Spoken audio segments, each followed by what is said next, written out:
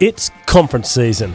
Thousands of steps, hundreds of sessions, and one massive report at the end that nobody reads. But what if MSLs could turn conference chaos into career rocket fuel? Well, in this episode of Off Label, I'm joined by medical affairs legends Patrina, Pellett and Snyder to unpack how to prep smarter, engage harder, and write the only post-Congress report your manager actually wants to read. Buckle up. This one's fun, feisty, and full of practical magic. Let's go.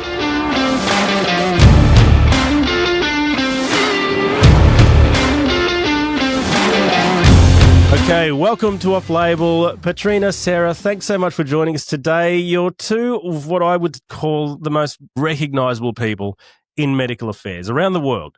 Even here, way down in Australia, your content comes through and it's really of high value. So it's quite amazing. We've only been doing this for a little while, but it feels like we should have had you on before now. So thanks very much for being here. Sarah, what do you think now that we've officially peaked?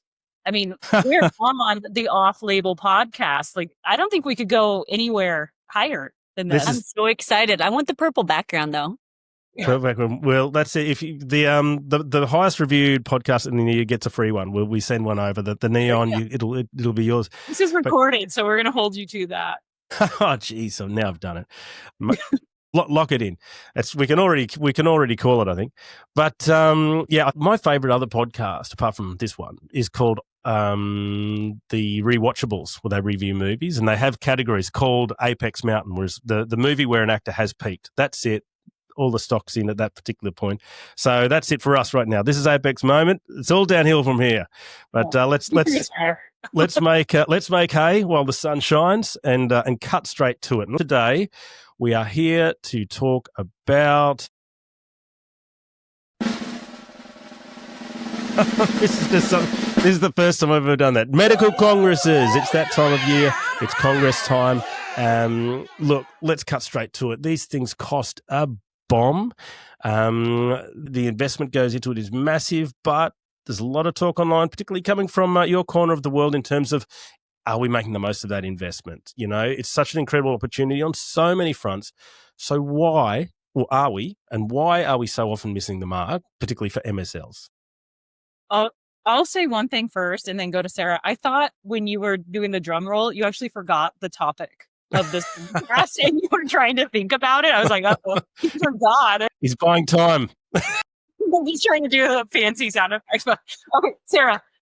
Patrina, I thought you were going to talk about pumpkin spice lattes, because every time we talk about conferences and congresses, we always talk about those. And then we talk about how the international audience doesn't want to talk about pumpkin spice lattes. But in the fall, 9 a.m. here, so we can talk about pumpkin spice lattes. That sounded pretty good right about now. We're going to actually talk about the value that an MSL can provide at congresses. But you're right that it's very expensive, especially to send a whole team. And what happens a lot of times is they're looking at metrics only. So number of visits, number of sessions covered, number of posters covered, and it's just numbers. And if those numbers aren't increasing, it looks like the value is not increasing, unfortunately. Where we see this surface a lot and where we've been providing a lot of training for MSL teams is in the output of these congresses, really around the report. So the post-Congress report, and I'm sure everybody listening to this can relate that it'll be, I don't know, like a mountain or like 100-page slide deck of just repeats of the abstracts. And Sarah and I always say, if they just wanted a repeat of the abstract, they would just read the conference website. Exactly. There's enough content out there already. Yeah, it's brutal, the amount of work that goes on and just how impactful that stuff is, and a waste, not only a waste of time being at the conference, but a waste of time afterwards, spending all that time developing that resource, which is really replicating something that everybody else is doing. So this probably leads into another kind of element in terms of the career development opportunities for MSLs and the ability to profile themselves. Congresses are a great opportunity to do that. And you've both said, I've noticed in the past, that a Congress can make or break an MSL's career. So why is that still such a secret? You want to tackle that one first? I was like, I have no idea. Give that to I got some ideas. It's the prickly ones. Well, where we see the best MSLs really excelling And getting that next promotion and having the visibility in front of leadership is when they can showcase their strategic thinking skills. And in a Congress report is where you can really do that. So that's what we mean when we talk about it making or breaking your career. Are you a data dumper and you're just repeating the abstract? Or are you giving your leadership something that's awesome? That's like, this is what matters. This is what the competitors are doing. And this is what actions we need to take next. Sarah, what would you add to that?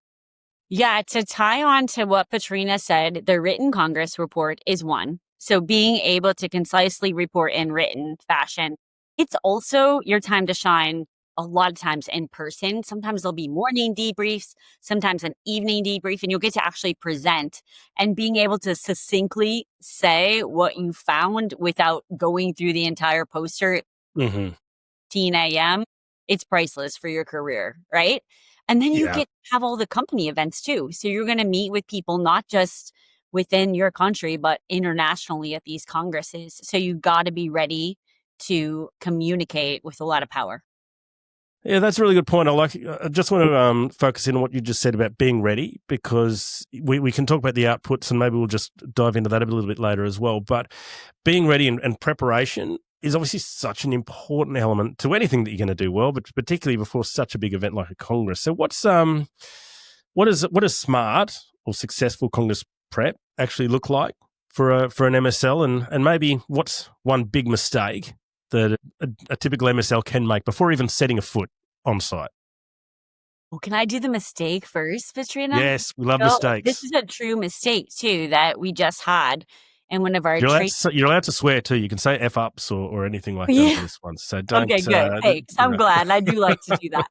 We had a couple individuals that said, as soon as I get my assignments, I don't usually look at them until I get to the Congress. So that right there, it sounds so obvious, but you got to do your homework. You got to know what you want to know about the session, about the poster, about the KOLs before you get on that airplane. What were you going to say, Patrina? Something similar, but I was going to focus more in on the KOL meeting setting. We see this a lot from leadership. They're not sending you to a big Congress for you to go hopefully get some meetings with KOLs. They want to see that you have those set up ahead of time. Sarah and I have our most popular workshop, to my dismay, is our email lab. And this is where we help MSLs get access to KOLs through email. And in that, we spend a lot of time on Congress outreach emails. And it's so important to go into these congresses with a really good plan, especially around the KOLs that you are going to meet. And to add on to what Sarah said around visibility at the Congress, a lot of teams or MSLs are setting up meetings with the CEO or the senior level leadership. So think about that too. That's a career booster. How are you setting up those meetings? Are you giving them a profile to look at? Are you doing the debrief? Are you doing all the follow-up as well? So I would say the pre-Congress planning really should be heavily focused on actually getting meetings there. The leadership doesn't want to see that you have some tentative meeting set up.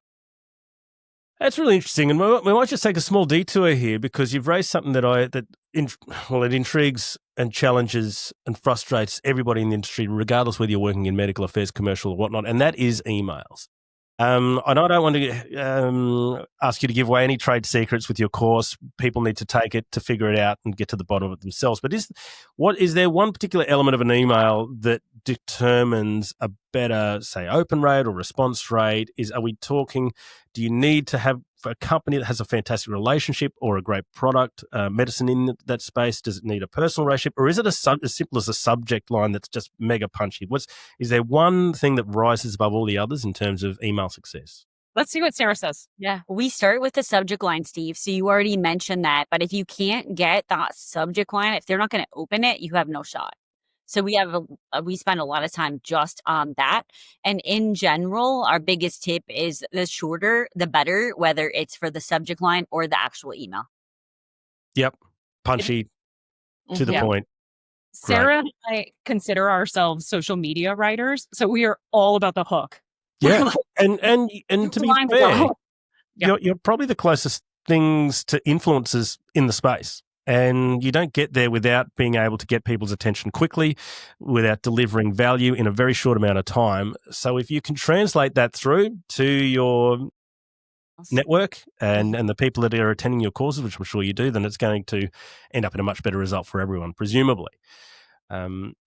Yeah, it's exciting. So we're talking about you're delivering your massive reports and all that sort of stuff, but let's just talk about the impact for a while. And I want to get you to react to maybe the lens that would be taken from a field manager, perhaps, and say in one of these reports, what is it that will make a medical affairs manager just think immediately, wow, this person, they get it, that type of thing? What's in the report that helps evoke that time of response? It's the so what. We alluded to this in the beginning. If your report or your summary is just a repeat of the abstracts, that doesn't add value, right? Your leadership or manager can just go read the Congress website. So if you want to shine and have an impact, it needs to be the so what. It can't just be a repeat of the abstract. It's got to be why this matters to the company. Yep. The only thing I'll add to that is just a consistent format. And this seems so simple, but when you have a lot of people working throughout a country or throughout international teams, sometimes you work with your global counterparts, having a consistent template and then being able to stick to that template is harder than it seems. So abiding by the rules is actually something that your manager will appreciate very much. Yeah, that's wonderful. And it is funny how we keep coming back to just the simple things. Like, so what is it bubbles up again every other year, but it really helps you realign your thinking. And these sort of basic principles, if they're adhered to, can just make such a big difference when it comes to developing stuff that is going to get that impact. So I applaud you for keeping everybody on the track for that way. But talking about keeping everyone, sorry? We're trying to. You're doing your best. Yeah. Well, you're doing it. You're doing better than most, I would say, from an observer's point of view, watching what you're doing. And one of those things that you have been doing is developing just sensational content in terms of its stickability. And there's two things that we'll touch on. One of that, it's super clickable in nature, was your Congress Intelligence Report playbook. You were strategic about it. You've launched it right at the right important time when conferences on everyone's mind. Showing your strategic medical affairs mindset as well, which is something that's very topical. So, I think I know the answer, but I want to give you the opportunity to just respond to why did you create it? Why is it so important? And what's somebody going to get when they click it when we give them the link at the end of this podcast? Sarah, do you want to go? So the issue, Steve, is that so much of what we do in medical affairs, we're fixing later. So the idea behind our playbook that we use with teams during training is that you're proactively knowing how you're going to write your report, how the slides are going to be formatted, what the MSLs are going to be looking for, how they even analyze an audience so that the things that they're coming back are uniform. We even have different ratings, green, red, and yellow for certain things. So then again, within a team, you're uniform. So when you report things, it matters, because otherwise you've just got, I'll use insights, but Patrina will say this isn't necessarily the definition of an insight, but you've got all these insights being thrown out and you can't make sense of them. So the playbook is meant to get the team all on the same page so you can make sense of what you've got. I thought you were going to comment on my post about the shoes, by the way, Steve. I'm going to have to share it with you, but after ASCO last year, this is my most popular post ever, actually. I took pictures of people's tennis shoes and put it out there. And you would be amazed at how many people shared in the comments their favorite brand of shoes that they were at Congresses. Isn't that amazing? Yeah, but I guess the playbook is okay. No, I think, you just got to find an angle or something. It's like anything with education. Find a subject matter that everyone can relate to and then build it from there. And that's such a good point. I can't believe I actually didn't come across it. The first thing I'm going to do is look it up. It's old. But that deserves a round of applause for that sort of innovative thinking. Here I go again. But I'm a little bit concerned. I'm not slow. I'm going bananas here. There we go. Oh, the crowd's going wild. I have to say, I don't know how personally I would be reacted to walking around taking photos of too. women's I feet sat. in particular. Yes, I sat. I did. There's a whole Pandora's box there. I don't want to even start on it. I'll quit while I'm behind. Okay. But so now that we're having a little bit of fun, let's finish with in the same direction on the bingo card, which was awesome again. And I'll pop this up on the video and in the comments, but everyone should have a look at it. It'll resonate true for anyone that's been to a conference at least once. What is your favorite bingo moment? Oh, Patrina. You want me to go to? I'm going to say my favorite square on the bingo card is definitely the selfies. Have you guys noticed when you are there, it's everybody is trying to take a selfie? I feel like even a couple of years ago, we weren't spending so much time taking selfies. Yep. The more selfies, the better. And you know what? I mean, you would know more than anyone, being as you're as prolific a poster and what a great community that you've built online. But you can spend the best part of a day developing some wonderful content that just is you put your heart and soul into.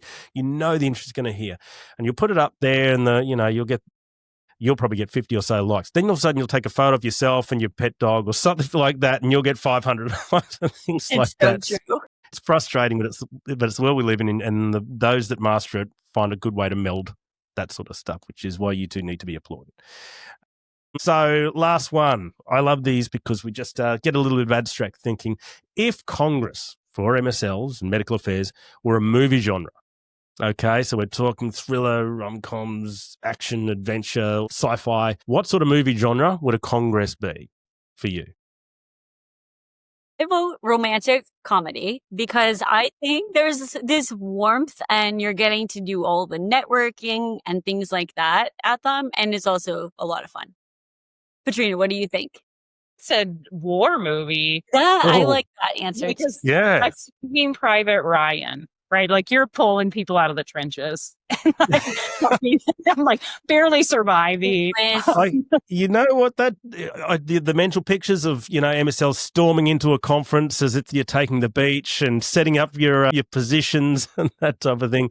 They both make sense. Although I am a massive sucker for a rom-com, huge crier. Can't get enough of them. You watch them at film and the tears just. Oh yeah, that's me. My wife, complete opposite, wonders what's wrong with me. But yeah, that's just the way I was put together. Guys, this has been really wonderful. It's so valuable, the work you're doing right now. I encourage everyone that is listening to go and check out the stuff that Patrina and Sarah are doing. If you're not connected with them, do connect. They're always posting amazing stuff.